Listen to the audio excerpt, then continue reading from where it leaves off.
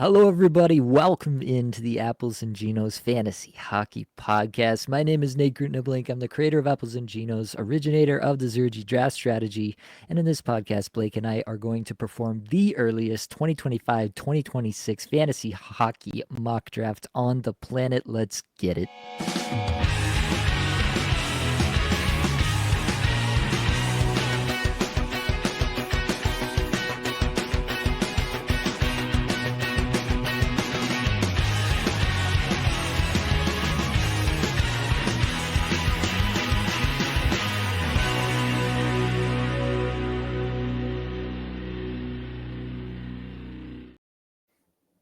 And of course, I have your friend and my best friend, Blake Creamer. Blake, how are we feeling tonight?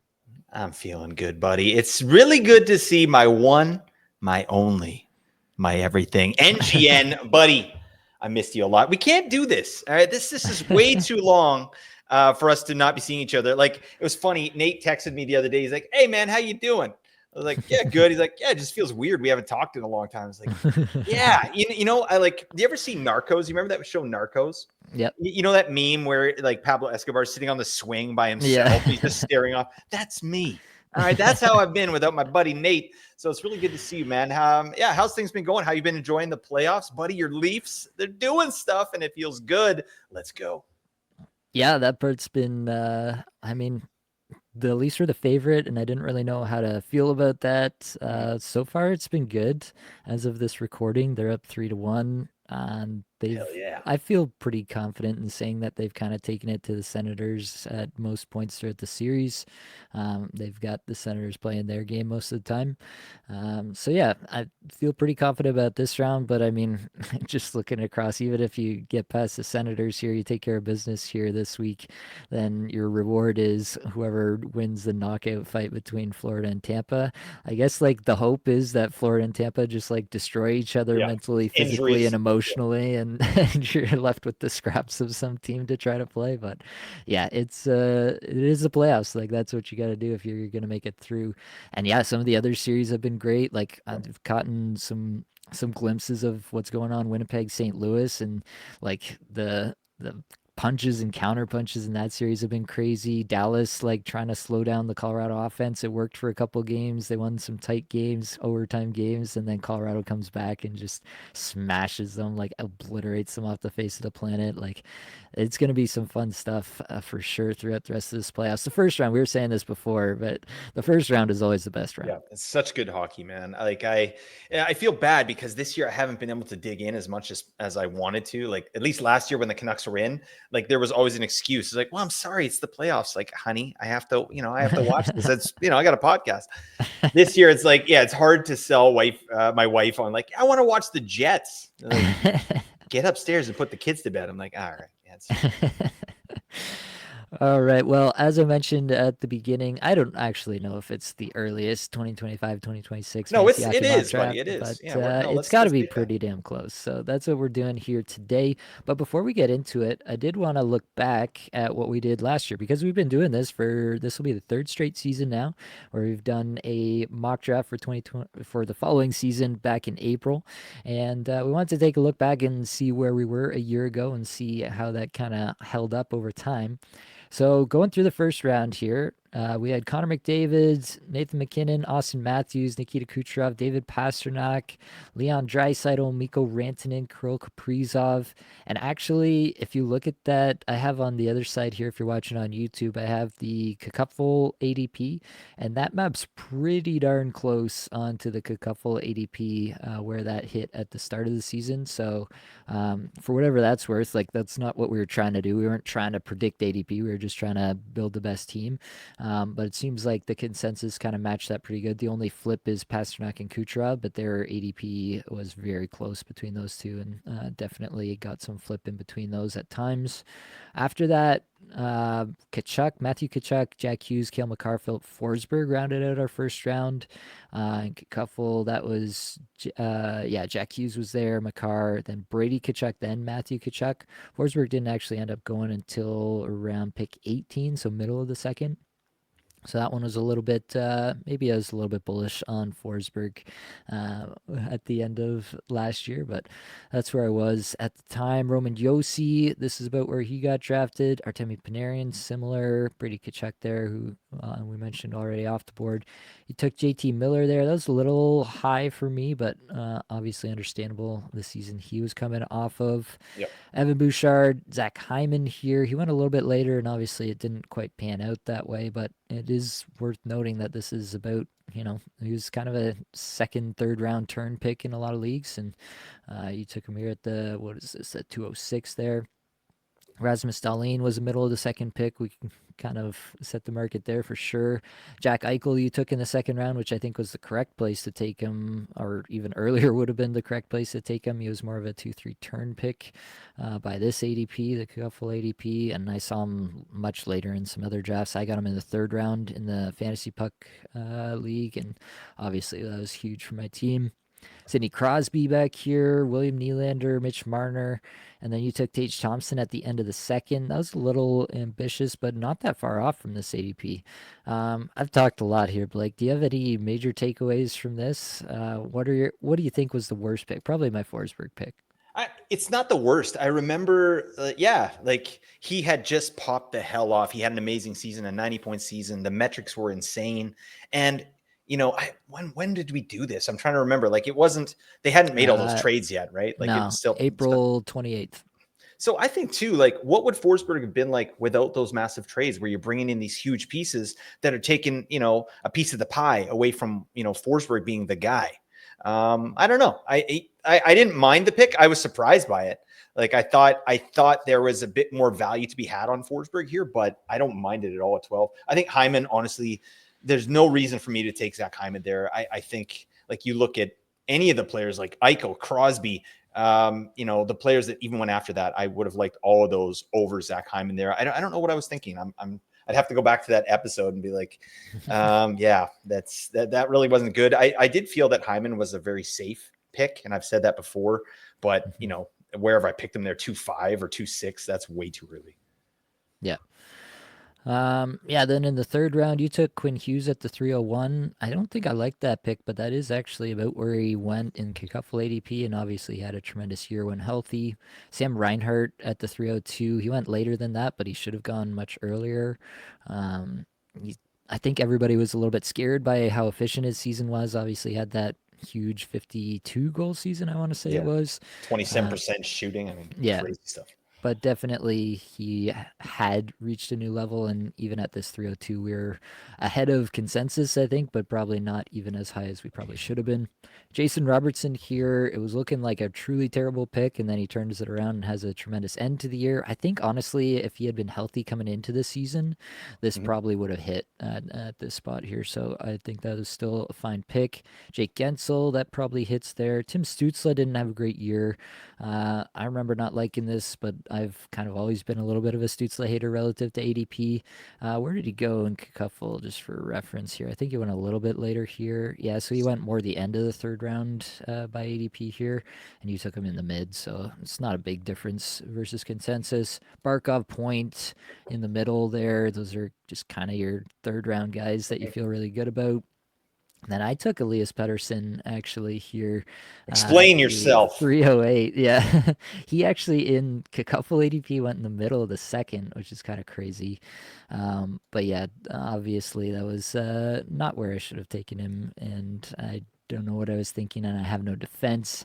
Adam Fox, Noah Dobson, our next two picks, those did not work out for a lot of reasons, but they were pretty in line with consensus ADP by the time that rolled around. You took Nichushkin here. Obviously, he had a whole bunch of stuff this year, and we may never know what it would have looked like if he had had a normal offseason coming in.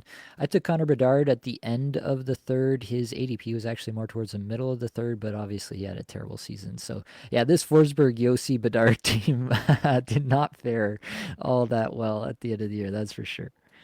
Yeah, man. It's I noticed something when I was doing my year in review episode is like my first 5 picks in a lot of spots weren't the best, but like my 5 to 10 round 5 to 10 picks, that's where I sort of made my bacon. That's where I made up a lot of the difference. And I don't know, what do you have any kind of observation on your own sort of draft style? Like, were you hitting early on and then missing later on, or was there any kind of pattern that you noticed? Um, I did hit pretty well. I don't think nobody makes perfect decisions at every single pick. Kaprizov was in my first round pick in a lot of spots, and obviously that hit until he got injured. Um, I'm trying to think through who my other picks were. I mentioned I got Eichel in the third in Fantasy Puck. Obviously, it's different in Cacuffle where it's an auction draft for tier one, so that's kind of out the window. But I am thinking about that a little bit more because I kind of do feel like we feel like our edge is that we can identify some of the guys in those 5 through 10 rounds, right? The Yeah, guys that are yeah, massively undervalued according to us.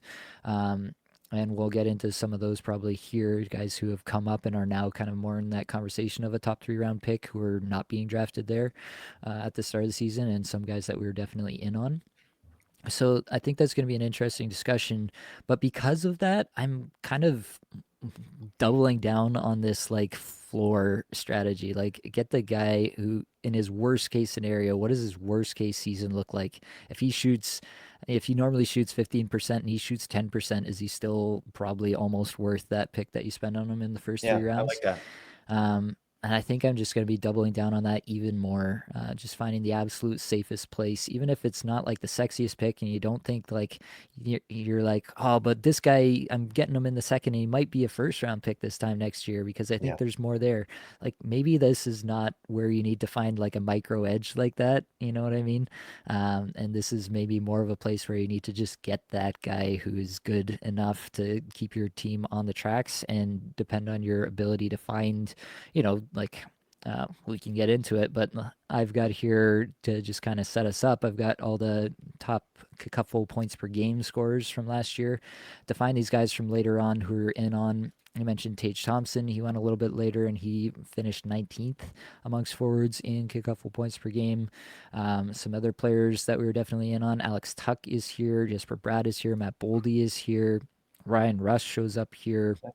Martin Necas shows up here despite getting traded midseason. So a lot of these players that we were in on to a large extent from the later rounds that show up on this top end list, Yep. we feel like we're in a good spot to identify some of those, to have those guys on a lot of teams because we're willing to take them ahead of ADP there.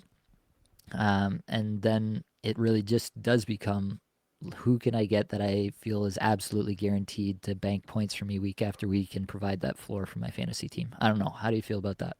Yeah, it's something. Even you just sort of recapping that. I've been doing that for a long time, but it's a good refresher, right? There's no reason for us to be taking big swings in the first 3 rounds. It's like, just get the guys that you feel comfortable with, because the actual value is getting these guys. Their ADP is after 100, and you're drafting them at like 80, and they're finishing at like 20. Right. We did that so many times this year, man. Like Werenski, big one. I mean, Necas, right? Hagel was another one. I talked about Hagel in the offseason too as a player of interest. There's a ton of these guys out there, right? So just I like that strategy, and I'm going to be doing that as well. Definitely. All right. Well, without further ado, I'd say we get into it. We put Oh you yeah. on the clock. Blake will be drafting. So we are going to draft as if these are our own teams. We're going to try to construct the best team through 3 rounds here. We won't go any further than that in the interest of time and having some time to talk about these picks and talk about these top end fantasy players and our view of them heading into next year. So we will be trying to construct a team. We'll take into account, positional variability. We will try not to take 3 center onlys with our first 3 picks, stuff like that. Speak for yourself. Fair enough. We'll go with the couple format again for points. I've got that on the screen here as well, so you can kind of see what we're dealing with in that regard.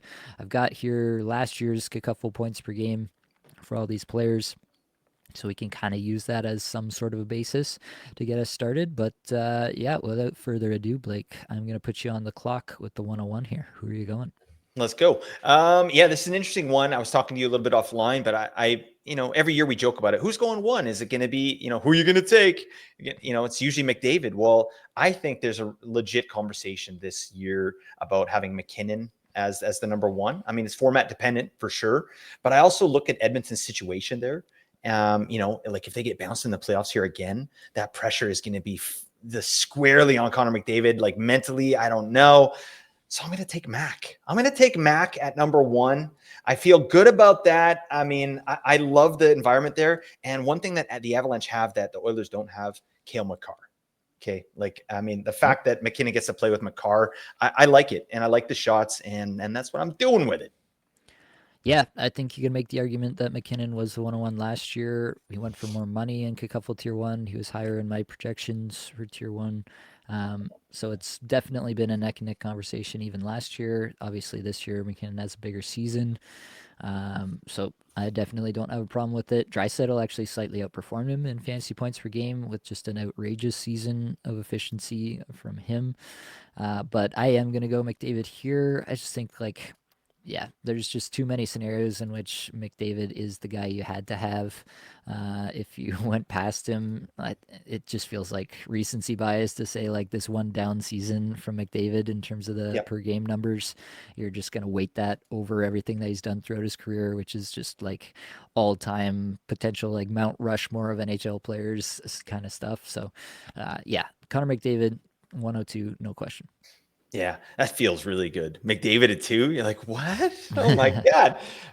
Yeah, I think that's really solid. For me, at number three, I think it's a conversation between Kucherov and Matthews to me, and I think I'm going to go with Kucherov, even though I think Matthews was playing through injury this year. I think that 60 goals is probably back again next year. That's the type of player he is. He's the best goal scorer in the league, in my opinion. But I'm going to take Kuch here. I just like the situation. Nothing's going to change. We got Vasilevsky back. We got Gensel locked up. We got Point locked up. And Hagel is playing at an elite level. Plus, they've got, guys like Cirelli and Nick Paul. So I just think Kucherov is good to go. And, he's going to smash this year.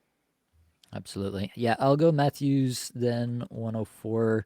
I do think that feels right to me what you said there. Kind of a little bit of a tier there. You could definitely put Draisaitl in there and I wouldn't fault you, but it kind of feels like it took an absolutely otherworldly season from Draisaitl for at least in this format, right? Like Mm-hmm. setting aside any conversation about their relative value as players, but in this format, he's less than a half point per game above Matthews in a bad year for Matthews and a tremendous year for Draisaitl. So I still think Draisaitl is probably a tier back for me heading into next year, but I can understand why he's probably going to go 103 in a lot of drafts next year. Maybe some people even put him in the conversation with McKinnon and McDavid. I wouldn't personally, but yeah, I'll go Matthews at 104 and kick it back to you. Sweet. Yeah, so we're getting into an interesting point here where I think you can go a bunch of different directions. Obviously, Draisaitl's in the picture here, but yeah, like you said, he just had a massive season, and I think my reasoning for not taking McDavid might be my reasoning for not taking Draisaitl here. I feel like the pressure is going to be too much for these guys, and the defense is not great. We know the goaltending is not great. I could see them getting off to a slow start again. And I'm not banking on Draisaitl doing what he did this year. So to me, it's between Kaprizov and Pasternak. That's how I'm going to roll there. And I'm going to take Kaprizov because I like him. And this might be a little early. I think I'm actually picking this like I'm the number 5 pick, and I don't want Kaprizov to pass me by. I want a piece of that. So for this team, I'm going to go Cap. All right, Kirill Kaprizov, I love that. Yeah, just to all the Edmonton fans out there, direct all your hate mail to Blake and Blake only. That was not my choice to make there, but I still cheer for them. All right, come on. yeah, send it all Blake's way. For myself, I don't know if this is off the board, but I'm going Kale McCarr here. I think he's Oh my repeatedly gosh. shown that the value above replacement at defense is just so unbelievably elite. If you look at his fantasy points per game, it only falls beneath 8 of the forwards this past season. Even if he takes a step back from that, like you look at this 6.58 fantasy points per game. Next is Werenski, 6.24. We know the season he had. Quinn Hughes, a tremendous season, 5.66, almost a full point per game over the third best defenseman in the league. Like, truly Second. unbelievable stuff. Okay, by fantasy points, Blake. Okay. But yeah, just truly unbelievable stuff. And this is not the first year that he's done this. Actually, we have the data. Why don't we just look at it? So the year before, he was at 6.60 versus 6.58. How consistent do you need him to Unbelievable be? player. 6.26 from Yossi that year, and then again 5.59 from Evan Bouchard, the third ranked defenseman. So you're getting just unbelievable value over replacement at defense. I I'll talk about this more throughout the offseason, but I'm going to be valuing defense even more this year than I have in years past. The evolution of the 5 forward power play is going to put a lot of pressure on defense as a position and reduce power play point scoring for defensemen, I think, as it becomes more and more accepted. I think that's been a trend this year. I talked about a lot this year about how it's not really been a trend, it's never been a thing, and it's never been something that a coach has been willing to go with. You see it with Toronto now and how well it's worked. You see it with LA and how they're absolutely destroying Edmonton in the playoffs with it at this time. And I think there's just going to be a lot of other high skill teams that are going to just take a look at this and say, if we don't have an elite level guy, and how many teams actually do have that elite level guy who's actually like a positive over their fifth best forward, I just think there's going to be so many teams that are going to be at least looking at it, and that will definitely take away some of the value that we have in these defensemen. Long-winded way to say Cale Makar is my pick here at 6. I would have taken him at 5 as well. Bang. I love that. It's kind of, yeah, you don't want him to pass you by. He's easily the best player at that position. So I like that pick. I had him a little bit lower, like in terms of my actual ranking there, but your argument makes total sense. I'm going to take Draisaitl here. That's a gift. Leon Draisaitl at 7. Okay. Yeah, I feel really good about that. Who cares about the Oilers situation? This guy is still a 100-point player. He ran hot massively this year. Big time shots per 60. IPP was through the roof.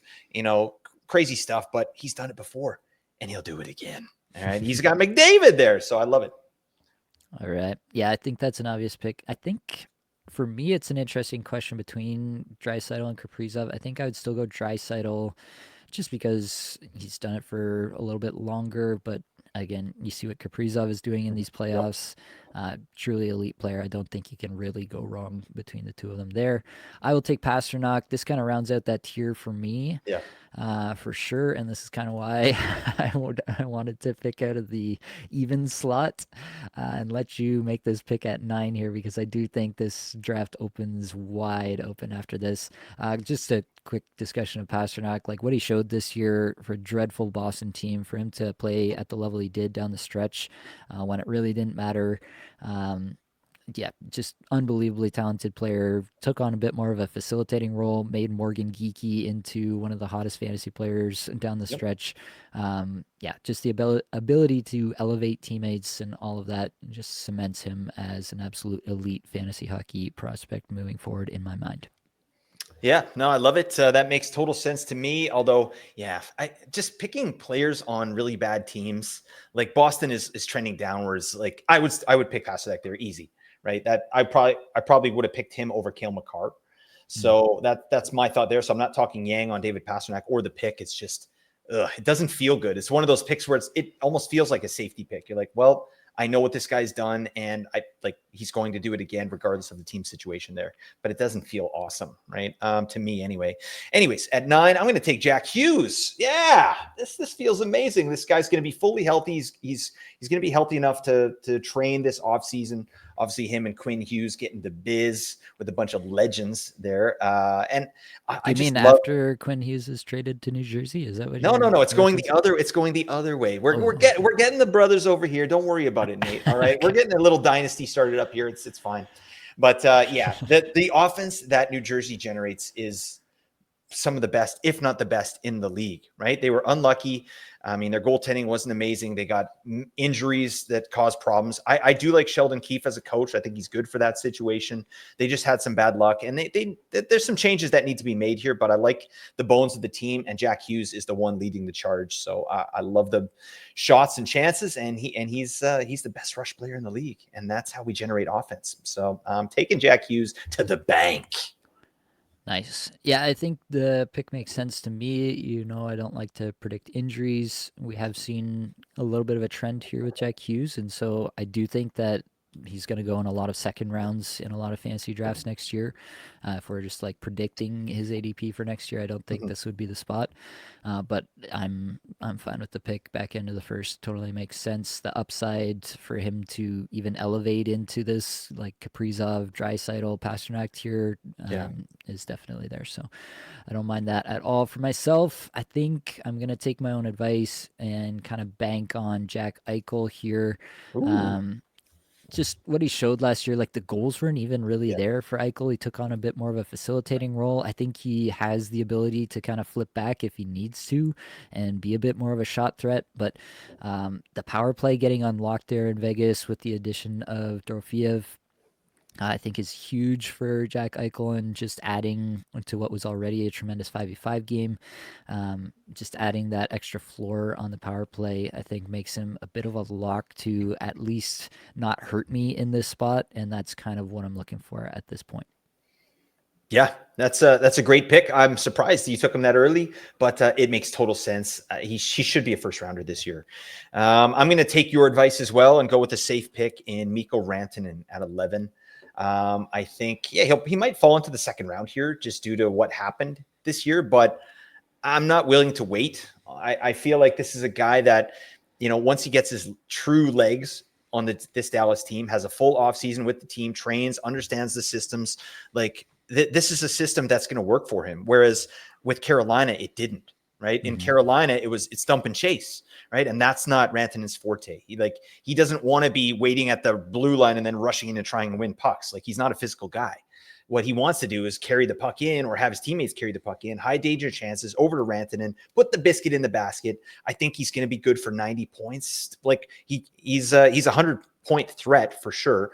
Things are going to have to go right for him, and he's going to have to develop some chemistry there with the team. But I like the player, and I feel pretty good about the pick, honestly. Yeah, I think it's definitely one to sit on here for a minute because I do think that he goes in the second round in most drafts next year due to the situation. And for myself personally, I'm kind of there already. You see, in Colorado, this is a guy who's getting 22 plus minutes a game for the last 3 seasons.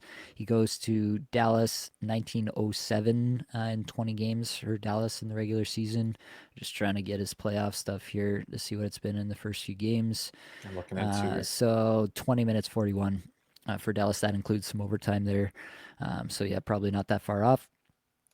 Yeah, it's just taking 3+ minutes off the top is really going to hurt anybody's production level. It's not so much about the talent level for Rantanen, and I do agree that he figures it out in Dallas for next year, and it makes sense and it clicks and it'll work. The question is, like, I don't think you can say it's an upgrade in situation going away from McKinnon and Makar, right? It's at best an even situation to get the depth of talent, I guess, that you could call on Dallas versus the high end talent of Colorado. For myself, I think that's a bit of a downgrade in situation, plus the reduction in minutes. I'll see where the projections come out when we run Yeah. them in the offseason. But for myself, I think he's probably going to back into maybe early, maybe mid second round pick when I finally do all the projections and where it comes out. But not doubting the talent of the player, it's just where I think I'll end up. So Hurtful. definitely Very hurtful. definitely going to be a hotly debated player in the offseason for sure. For myself here, this is again where it gets to be pretty sticky. Again, I'm going to stick with a floor play. I'm going to go Brady Kachuk here at 12. And yeah, I mean, I feel like we all know what we're getting out of Brady Kachuk. Is there still a chance that one of these years he has a little bit higher of a shooting percentage and then he jumps up a little bit? I think so. So Absolutely. I think that that feels pretty safe to me here at 12. He's kind of been consistently a first round player for the last number of years and even in points leagues like this. So I'm good with Brady there. And I think I'm just going to go right back to the well and take Matthew along with them here. That's a fun Uh, team. yeah, definitely a fun team. Obviously, Matthew didn't had a really bad start to the year, and then had like a stretch where he went on fire for like 2 weeks, and then got himself injured and didn't finish the season. So it was a bit of an up and down season for Matthew Kitchuk here. But I kind of feel like we've seen the worst possible outcome, and he was the 15th best forward in fantasy points per game. And if that's the case, I'm willing to take that at 13th overall in my fantasy drafts. Back to you, Blake. Nice, buddy. I feel like, I agree with your assessment on Mikko Rantanen for the most part. I think, yeah, there's lots of things that could, you shave minutes off the top that there's, yeah, potentially he gets less points. I also think that he was in the shadow of Nathan McKinnon a little bit there. And I think that he could be more of a focal piece here in Dallas, and that could equal something. I don't know. I'm winging it there, but well, when we dig in a little bit, like I'll have more legs to stand on. But I think that could be an outcome there with Mikko Rantanen. But that said, if he's a 90-point player, I want to get a guy again that's going to get tons of points. I'm going to take Mitch Marner here. I think I like locking up right wing. It's not as scarce as it was. I think left wing is almost more scarce now. But it's good to lock up wingers here. I can get centers later. So yeah, Mitch Marner here, coming off a 100-point season. He's going to get paid. I hope it's in Toronto because that's the situation that I like the best for him. So yeah, especially if he signs in Toronto, I feel that 90 to 100 points is right in the wheelhouse. Nice. Yeah, I think it's fine. I think this season was probably one of his higher end outcomes, and so yeah, in terms of the absolute ceiling, I don't think that he's going to go much higher than this, but also, yeah, he's been a consistent performer in this range for a number of seasons. Again, we can go back to the year before. Where's Mitch Marner? 6.04, finishes 21st amongst forwards. This year, 18th. Like, you're not going to get hurt here for sure. So that makes sense to me there. For myself here, I think it's between a couple players, and I guess I'll talk about them one way or another when they get picked. But I think I'm gonna go with Sam Reinhart here.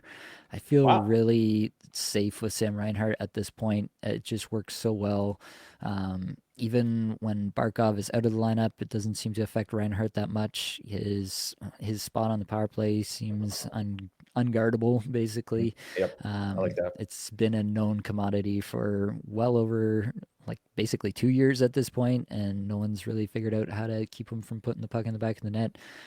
Get the center right wing to go with the center only Jack Eichel. That was a factor for sure as well. But that's my pick here.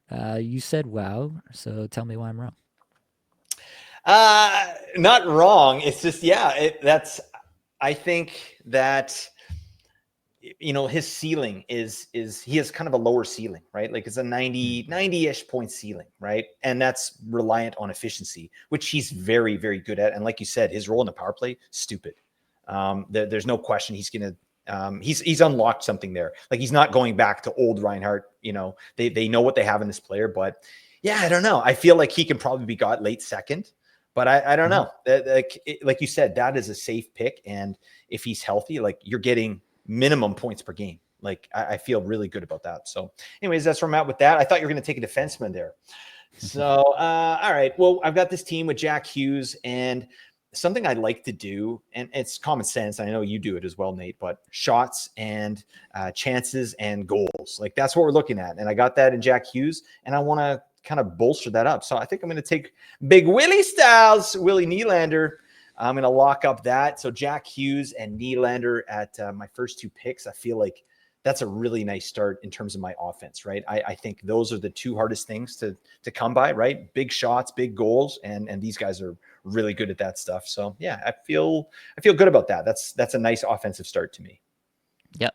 Yeah, can't argue with that too much. Um, Yeah, I think there's a world in which Nylander had kind of a better case outcome under Berube this year than you can expect in most years going forward. And so there might be a little bit more downside here than I might be comfortable with. But I do think that we're kind of entering this point in the draft, and you'll see it in your drafts, I think, next year, where the second round through the third round feels like the same player every single time. I did like in preparation for this, I kind of went through the exercise just on my own, like who my top 36 players would Yep. be in this format. Just kind of wrote it all down, and I was like, man, I feel like I'm flipping a coin all the way down from like the Yep. early second through the end of the third. And so yeah, I don't think there's a lot of wrong answers in this range. But yeah, I think I would probably take a couple other guys before Nylander, but it's really impossible to pick a lot of holes with it right here. For myself, I am going to go with the defenseman you mentioned. I'm going to go with Zach Werenski Oh, here you dang at it. the 205. Yeah, I mean, I expect regression, right? I don't think this is probably best case scenario for Zach Werenski, um, just given the insane minutes, the insane shot production. But, this is still a young team. Could they take another step offensively next year, be even better offensively, a little bit more production? Adam Fantilli really only came online in the second half of the year. Could that get better? Boone Jenner for a full season, maybe that boosts the second line offense as well. I think there are still a lot of outs for Columbus to be just as good, if not better than last year. And so I like Zach Werenski, even if he doesn't repeat at this level. He distanced himself pretty well from the rest of the field with the season he had. So even if he sinks back into more of the same range as, say, Erasmus Dahlin, I think we're already in that range where you're considering guys like that too. So Zach Werenski at the 205, pair him with David Pasternak, feeling really good about those two picks to start off my draft. Yeah, Boretsky's going to be an interesting one for sure. Like you said, regression, but I mean, what's the regressions? Like 70 points? Yay. I'll take a 70-point Boretsky. That's amazing. This guy is by far, like, to me, at least besides Makar, he's an easy number two. What he was able to do this year in a healthy season. So I love that pick. I was going to pick him. And now I'm all discombobulated. I don't know what the hell I'm going to do. I got Draisaitl on this team here. So obviously my offense is solid. I've got a nice value on Draisaitl. I think I want to go defense here as well. And I think I'm going to take Roman Josi. I feel like there's a good bounce back for Roman Josi here. There's a good scenario. This might be a bit early here, but I think it's just a player that if I'm at pick 7, I don't want to wait to try and get him coming back around, especially against good fantasy managers. So I think I want a piece of Roman Josi. I think he's going to get back up around that 6 fantasy points per game for this upcoming season. I just don't see Nashville being as bad. I don't think it can happen. It doesn't even make sense. Like when you dig in on Nashville, like, why are they so bad? I don't know. Okay. Like, it's a weird analysis on Nashville. So I feel like it's a little bit of a blip, a speed bump for that team. And Josi was dealing with concussion stuff. He's going to be healthy going into next season. I like the pick. Right. Yeah, for myself, I think I am a little bit more cautious on Yossi now. We've seen now this is the third straight year with kind of underlying rates decline. And, he's not a spring chicken anymore. I think he's 34 or will be heading into next year. Let me just fact check myself on that one real quick. Yeah, he's 34, will be turning 35 on He's like June a 1st. young Nate Krupniblik, just out there, just ripping biscuits. No problem. Yeah, I do agree that he was unlucky this year. Still playing 25 minutes a night, so that part didn't really change. But I do think that there's a world in which we've already seen the best of Roman Josi, and that while this might be not the best single season outcome that we could see from Yossi, if his abilities kind of naturally erode a little bit further next year, like this might be the new Roman Yossi we expect for next year, which would be more of like a third round value probably in my mind. So yeah, that's where I'm at on Yossi. For myself, I think he's still a tier below some of the other defensemen here. For myself, though, I am not going to go back to defense here. I took Cale Makar with this team from the 106. And so I am going to go back up to forward. And it is a tough spot, but I am going to put some trust in Philip Forsberg here. We saw him really turn things on towards the back end of the season, really try to carry that team, was ultimately unable to do it with Yossi not there as well. But I feel actually very confident that Forsberg is going to do Forsberg things. I feel like some of the unluckiness of the shooting percentages should come back a little bit and help him out here as well. Even with the season that he had and all the bemoaning that everyone did over the season that Forsberg had, still the 17th best forward in points per game in Cacuffle scoring. And so with a little bit of positive regression, I think he returns this value. And I actually feel like he's pretty safe with the insane shot volume, just the peripheral value he brings, and just a little bit better in the luck metrics. And I think Philip Forsberg returns this value. Lovely. All right. Yeah. Makar Forsberg. Nice start, buddy. Okay. This is my Kaprasov team. So, what do I want to do here? I like defense here. I feel like there's a little bit more value on defense than forwards right now. And so I think to me, it's between Quinn Hughes or Rasmus Dahlin. And I feel like I don't like Vancouver's offensive situation, to be honest. Like Quinn Hughes has to do it all. So I think I'm going to take Rasmus Dahlin here with Kaprasov just to pair him up. And that kind of sorts me out, gives me that number one guy. And I think like Dahlin didn't have a great year and he still popped off, like had a great second half there. I think Buffalo's going to do a lot better. I mean, we've been saying that for years, but they wet our whistle like 2 years ago, and then they've just been tooting in our face the whole time. But I do like the situation there, and he's going to get all the run. And I think we're looking at a 60-point to 70-point player. Yeah.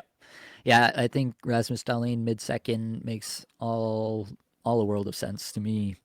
Like, I mean, just sheer points per game this year alone, he's comparable to Nylander. Like, Yeah, yeah. it What totally are we makes doing? sense. Yeah, at a position of value over replacement is huge.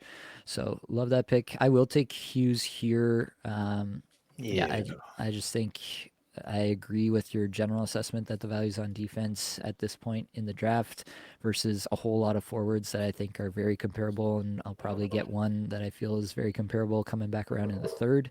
So pair Quinn Hughes with Austin Matthews, a couple of Canadian team captains who happen to be American. I don't know what that's Okay. about, but that's the team. Matthews and Hughes. Kick it back to you for the Kucherov team. All right.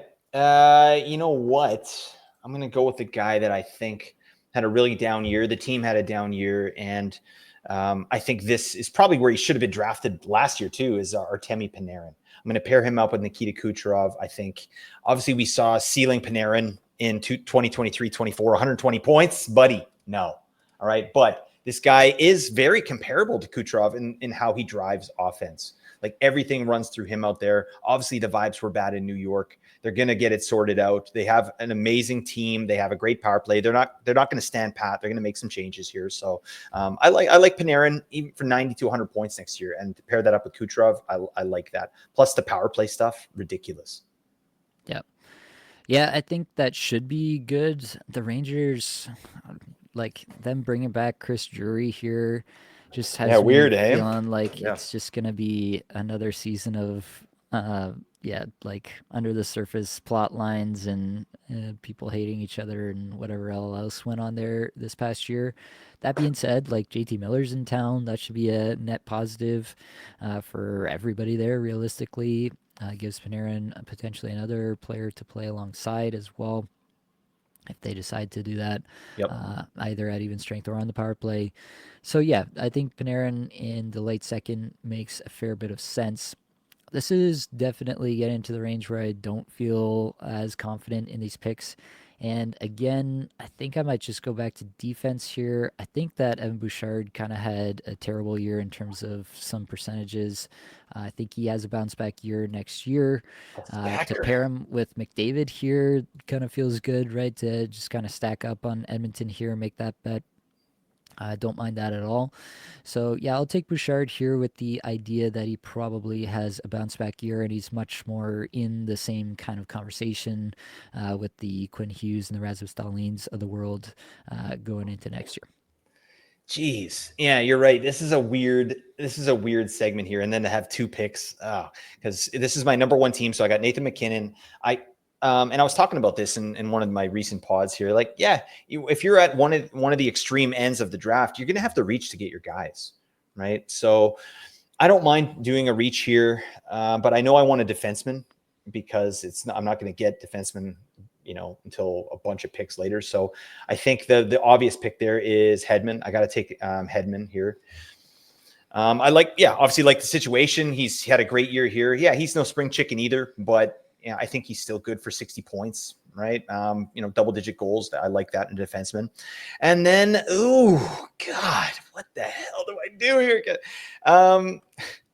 There's a pick I want to make, but it's way too early. I can't do that. Let's be smart. Let's be smart about this. I'm going to take Kyle Connor. I think Kyle Connor is a safe pick. That's listening to what we said there. Kyle Connor is, this guy's a potential. He's a 40 to 50 goal threat every year. I like Winnipeg's situation.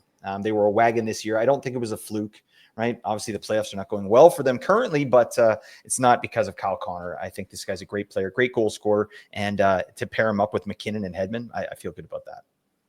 Yep. Connor was definitely one I was looking at. It is kind of a little bit hard to figure out what happened that went so right for Winnipeg this year. Definitely, they have some sky high like on ice shooting percentage numbers. A little bit of that is just the fact that you have Connor, Shifley, and Velarde, who are all like massively efficient players in their own rights, and to Yep. pair them all together, you kind of get what you get. I don't want to discount that, but I also want to be cognizant of the fact that like just looking at this from an absolute sanity point of view, like they're one of the most efficient teams in the league, and it's really hard to repeat that year after year after year. So, yeah, I think this is a bit more like he finished ninth this past season amongst all forwards in fantasy points per game. So for him to go at the first pick of the third round, obviously it's pretty hard to fault that.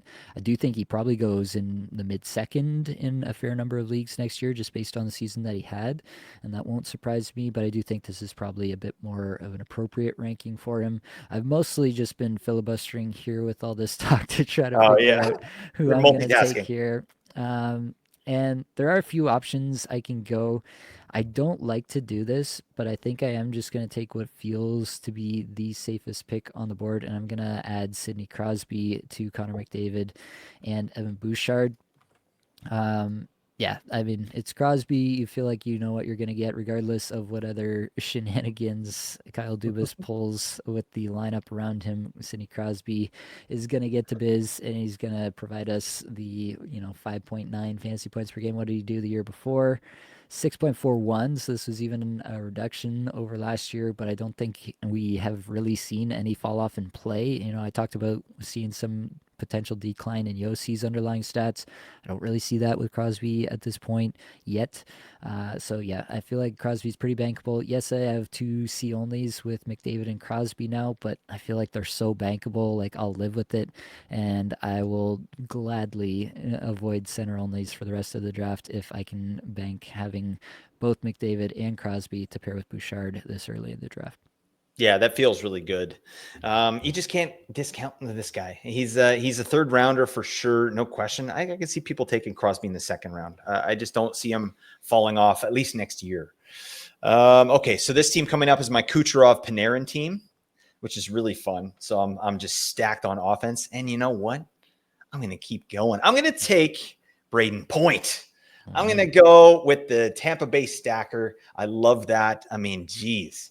Well, I mean, with this team, I obviously have to start, digging in on defense, but I feel like the forwards at this point are much more valuable than the defensemen that are left. So that's kind of why I'm going forward. And I like the stack there with Cooch.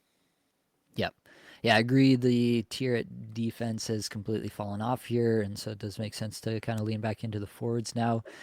Going back to our point about just dealing with floor, like Braden Point is a guy who you just feel like you know exactly what you're going to get year after year, especially with Kucherov there. So to pair them both here makes a lot of sense for me. I love that pick for you there. For me, it's a little bit of a decision between a couple of guys here.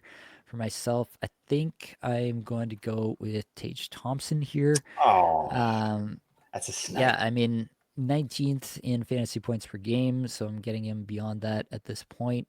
So taking some value in that regard, but also like we know what the season was for Buffalo. If the season is any better for them next year, you have to feel like Tage is a huge part of that. We know he can put the biscuit in the basket, and that's what gets us fantasy points. Lots of shots, lots of goals.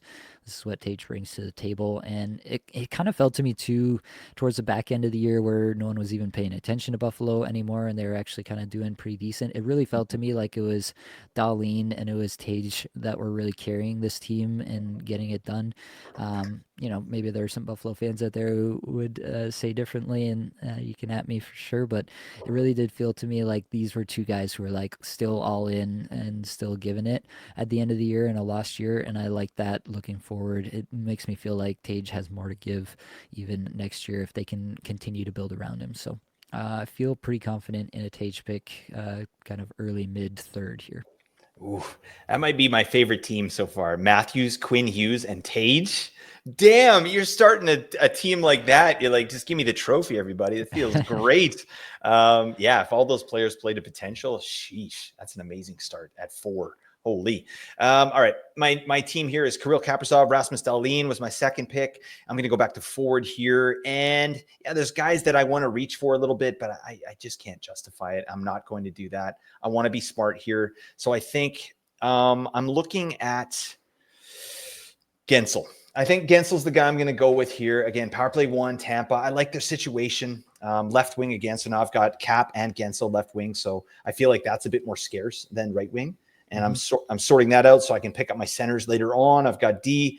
With this team, I'd probably go D with my next pick anyway. I want to load up there. So yeah, I feel good about that. And Gensel's in the 3rd round. Like, he's a perennial 2nd rounder. So to get him, mid 3rd here, I feel good about that. Nice. Yeah, I like that team a lot. Kaprizov, Dahlin, Gensel. That feels like a strong start there for sure. This is my Cale Makar team. Philip Forsberg added in the 2nd round. I'm going to go down the list, but a guy that I feel has a big bounce back season coming in Jason Robertson. We saw it down the stretch. Yeah, assuming he's fine to go heading into the year, I do think that mid 3rd is like worst case value on return for Jason Robertson. So I feel like I've added a couple of elite forwards to my elite defenseman, Cale Makar, and I've kind of rounded out this team pretty well at this point. Nice. Yeah, that was who I was going to pick. So that stinks for me. But I'm gonna take a guy that I think is going to bounce back as well in a big way, actually, and it's JT Miller. I'm going to go Leon Draisaitl, Roman Josi, and JT Miller is my 3rd pick there. I think this guy's going to be a focal point for the Rangers. I think he's going to be the straw that stirs the drink there, in my opinion. And yeah, I like that. He's a great power play performer, and the players on New York are better than the players in Vancouver in terms of power play, besides Quinn Hughes, right? So I think there could be a big power play point season for JT Miller, and we know that he brings the periffs as well. So I could see 90 to 95 points for Miller, and to get him in the 3rd round, bang. Yeah, that was going to be my pick for sure. I just took a quick look at his stats, and yeah, in New York, he got a little bit more ice time, 18 and a half minutes, so nothing too crazy, but got a little bit of a tick up there. The shots and the individual scoring chances for didn't really tick up too much, but the scoring chances did, and back kind of in line with where he was the previous 2 seasons in Vancouver. So you have to like that for Miller there, and it should only get better with a little bit more experience or commonality moving into next year over there. This is where it gets really tough for me. Obviously, we have a couple guys who had really big seasons this past year in Ovechkin and Hagel, and well, I'm sure they will be off the board in a lot of leagues by this point, just based on the seasons that they had. They both have major regression signs for me. I'm still like not entirely sure if Hagel is a full-time power play guy forever at this point. Yeah. And going back to the point about floor here, that's what's kind of got me holding off on him just a little bit and not being entirely certain. So this is my David Pastrnak, Zach Werenski team. And I feel like there are some just really bankable guys here again, and they're not going to be sexy picks, and people are going to be screaming at the screen watching this and saying, why wouldn't you go with this guy? Why wouldn't you go with this guy? But I think I'm going to go with Barkov. I'm going to get boring with it. Love it. I feel like, yeah, you just know what you're getting from him. People are going to say he's injury prone. I don't really take that into account too much. I'm just happy when he's out there. I think, yeah, he just kind of didn't shoot a lot this year, which is kind of a weird development this year. I don't think that's necessarily his game moving forward, but even if it is, like, this is kind of where he should be ranked regardless. So I feel like I'm kind of getting him at floor here, and anything above that would just be gravy. Absolutely. I love that pick. Barkov is the best pick you can make in the 3rd round. I mean, besides the injuries, which stinks, but he's everything to that team when he's out on the ice. So I just love it. I love getting guys too that are staples in the last minute of games. Like Barkov he's never leaving the ice. If they're have the lead or if they're trying to get the lead, he's going to be out there. So I love Barkov, and at 3-8, that's insane. Okay, this is my Jack Hughes, Willie Nylander team. Love it for offense, and let's just keep the train going. I got Jack Hughes there, so I think I'm going to stack him with Jesper Bratt. I think I like Jesper Bratt there. 88-point season last year, one of the best rushers out there. Again, it's just, to me, it's New Jersey. They are an amazing team in terms of offensive generation, and that's what we want for fantasy. And Jesper Bratt and Jack Hughes are the 2 top guys on that team. So I love that. I love that stacker, and to get him in the 3rd round again feels really good. Yeah, I think Bratt was definitely in consideration for me. Going back to last year, he had very similar fantasy points per game, so that feels about right there. I think for me at this point, this is the Eichel Reinhardt team. I think this is the point at which I will take Alex Ovechkin. Um, I mean, you just took Brat and the season before where everybody was saying Ovechkin is dead. He scored very similar Who was fantasy saying points per that? game. Oh my God. I don't know who was saying that. Some people were vocally out on Alex Ovechkin this past offseason, but we'll never know who. Uh, but yeah, I think this is the point at which it makes sense to me. He had like some really strong upticks in shot volume, which was a really good sign this year. Becoming a big time focal point of a power play that actually worked again this year was another big point in his favor. So I think there is a little bit of something there. Could he, just take another physical step backwards and it really hurts him that way? Yes, but even then, I feel like, at worst, I'm probably getting like a fourth or at the worst, absolute worst, fifth round value. Mm. And at best, I'm getting like second round value because everybody's a little bit too scared to take him in the second. So, yeah, I think I'm pretty okay with Ovechkin towards the end of the third here. Nice. Yeah, again, I'm going to be way out on Ovechkin here. I feel like this is strictly to do with the goal stuff. Like they caught lightning in a bottle. Like the vibe was there. He was scoring. And what does he have to play for now? I don't know. Like, and imagine if Washington wins the cup here. Like, which, I don't know. I'm just pontificating here, but is that a word? Is that the right use of that word? I don't know. Yep. Oh, thank you. Yeah, I just feel like he's really going to be moved down the lineup now with no reason for him to be out there at the last minute of games to get these empty net goals and all this stuff. I feel like, yeah, we're probably looking at 60 to 70 point Ovechkin, maybe. So I don't know about that, Nate, but that's fine. I'm just going to talk Yang on Ovechkin again this year because obviously he listens to the pod, yeah, and he gets a bee in his bonnet, and then he goes and just takes a bite out of my sandwich. I don't know what that. All right, my team here: Mikko Rantanen, Mitch Marner. I really like that start at pick 11. I feel really good about that. Again, I think I'm not going to go D here, but I would take a defenseman on the way back around. I think that's how I would do it, but I still don't think the value is there. And there's guys that I'm interested in. This is going to be my last pick. So I want Natchez, but I'm not taking him here in the third round. I would love to take Natchez. I'm going to take Boldy. I'm going to take Matt Boldy. It might be a little spicy, but he was great. And he was really inefficient. But the metrics were great. Cap was injured for a lot of the season. And there was a couple years ago where Cap got injured and Boldy popped the hell off. Well, this last season, Cap got injured and Boldy fell asleep. So I feel like with a healthy Cap and, just another year of development for Matt Boldy, he's looked amazing in these playoffs. I love the offense on that team. The Triple M, Mikko Rantanen, Mitch Marner, Matt Boldy, book it. Very nice. Yeah, I was probably going to take Boldy, honestly, if you didn't, just to make sure you got him in here. See what he's doing in the playoffs with a healthy Kaprizov. Mm-hmm.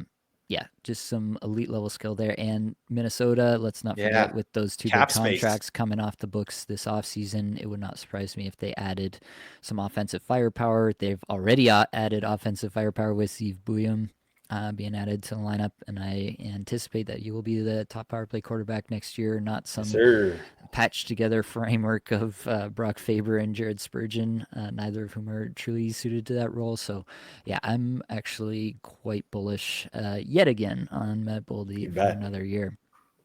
For myself here, there's some picks that I like. This is the Brady and Matthew Tkachuk team at the 12 at the turn here. So it's the last pick of the draft that we'll do here. There's some picks that I really like here. Obviously, we still have Brandon Hagel hanging out here, who was the 12th best forward by fantasy points per game.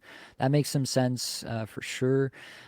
Obviously, another guy who just was insanely efficient this year, and you wonder how much of that is him taking a step and how much of that is just having an insane year that'll regress pretty heavily next year. You have Seth Jarvis with triple eligibility here, which I assume he would hang on to heading into next year, which is pretty interesting as well. He's been around this level for a while. Obviously, one of the trusted few for Rod Brindamore, along with Sebastian Aho there.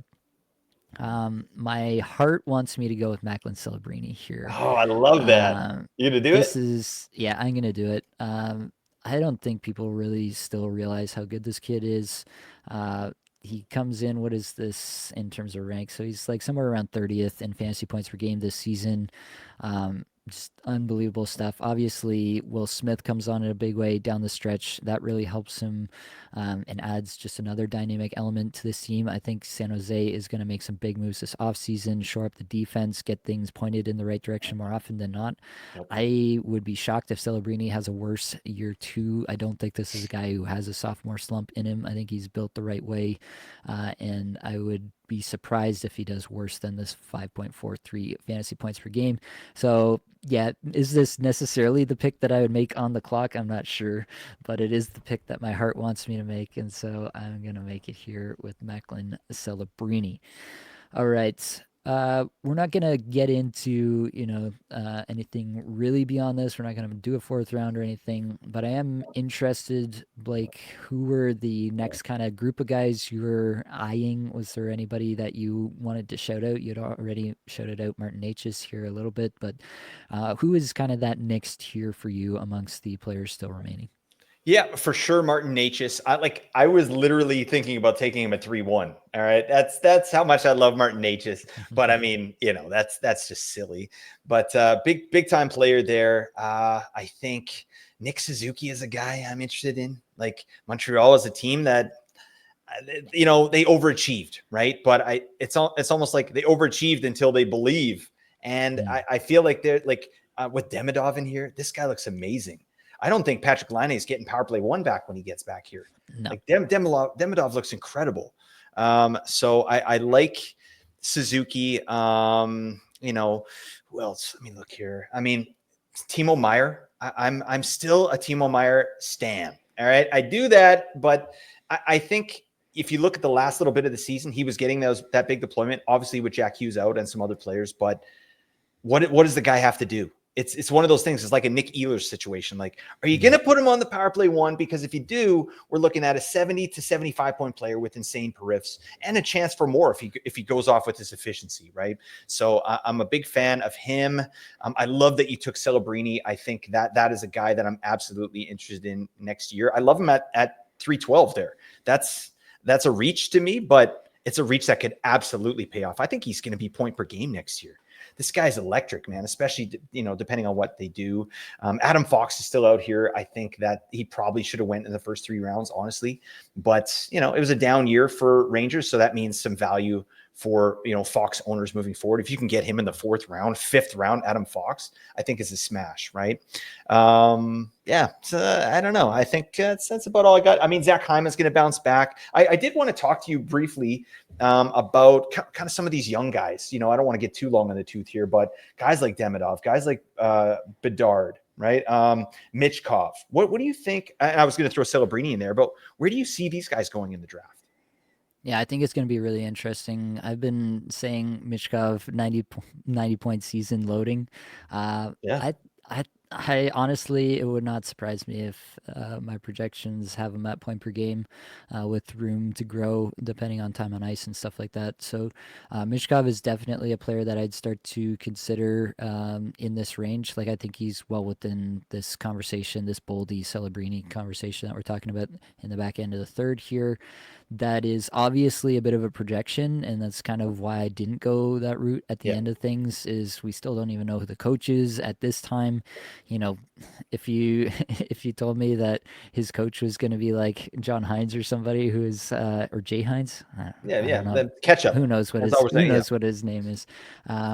But who has obviously like given the keys over to guys like Kaprizov and Boldy in Minnesota. If you told me that guy was gonna be coaching Philadelphia next year and he was gonna look up and down the lineup and be like, okay, Konechny, Mishkov, go, right? Like if that was the guy and he was gonna give him 22 minutes and just see what they could do, then it would be wheels up for sure. So definitely a player that I would shout out. Demidov is a really interesting case.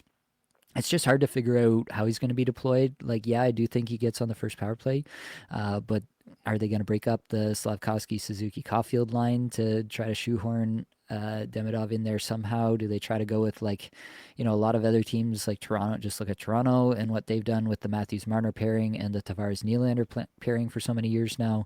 Do they try to do something similar to that where you have like whatever it is, Caulfield Yeah. Slavkovsky pairing and a Suzuki Demidov pairing, or whatever combination of that you cook up? But I think there are a few different ways that could go. And so I think there's a lot of upside there, but also a lot of question marks. And so that's definitely a player that you're not going to want to spend probably one of your top 5 round picks on for sure. But I do think has the potential to really have a pop off rookie season, 70-point plus rookie season. I don't remember who else you mentioned, but there are definitely Uh, players. Bedard yeah, was Bedard. one. Yeah. To me, that's really going to depend. I think we may have seen a little bit this year, and it's been talked about a little bit in some other avenues and places that I listen to or follow. But Bedard maybe is a player who does need a little bit more around him to facilitate him, at least at this stage in his career. Maybe he grows into that. Maybe it's not as linear an ascent as you might expect to see from a 101 pick who is heralded as highly as he was. And so maybe we just need to reevaluate our expectations of a guy like Connor Bedard just a little bit. It's really hard to overstate how bad the situation was there Yeah. yet again in Chicago. So yeah, I think that he could definitely have a massive bounce back, but I think you're probably gonna get to draft Connor Bedard in the 4th round, maybe even the 5th round in some leagues next year, and that feels like a good spot to take that swing, especially if, like, let's take a look at some of these teams, right? Like some of these teams that we feel really good about the first 3 picks, and you can add somebody like Bedard to it. I feel like that's a spot like on your Kaprizov, Dahlin, Gensel team. Would you feel good about Bedard, adding Bedard in the 4th round? That might be a spot, or even in the 5th round if you came back around on one of these earlier teams. Yeah, I think that would be a spot where the juice might be worth the squeeze for sure. Elias Pettersson is going to be a constant topic of conversation for Mhm. sure. Obviously, a massive down season this year, but we've seen the talent. We've seen the proof of concept where he did have those high end seasons. But again, it's a situation where we got to see what happens in the offseason, because if Brock Besser leaves town, like really, who is Pettersson and Hughes going to be playing with? Like they can't just pass it back and forth between the two of them the entire year, They're going to even if, re-sign P.S. Suter. What are you talking yeah. about? Come on, baby. Oh, he's a Uh, center too. Damn it. Oh God.